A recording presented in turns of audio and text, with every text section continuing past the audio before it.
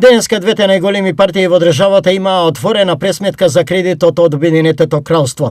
За социјалдемократите кредитот ќе го зголеми јавниот долг на 115% од бруто домашниот производ. За ВМРО-ДПМН тој ќе овозможи инвестициски циклус во образованието, здравството и инфраструктурата. Да се зајмиме 6 милиарди евра, значи дека секој новороденче во следните 25 години, непосредно после раѓањето, ќе должи 6.000 евра. Тоа ќе значи, ако кумулативно се земат сите суми, јавниот долг ќе надмине сериозен процент од бруто домашниот производ, дури 115%.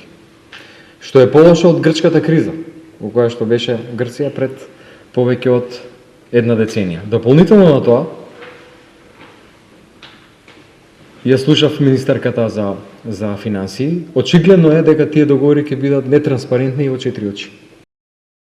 Со договорот за стратешко партнерство на Македонија и се ставаат на располагање рамка од 6 милиарди евра, со кој конечно после долги години ќе се гради брза пруга за патен и товарен сообраќај. Дел од коридорот 10 и за околу саат и пол ќе се стига до Солун. После долги години ќе се изгради болница во Кичево, ќе се заврши реконструкцијата на клиничката болница во Штип, а во склоп со нејзе ќе се изгради и нов медицински факултет и студентски дом кој ќе има капацитет за 200 кревети. Реагира од ВМРО-ДПМН.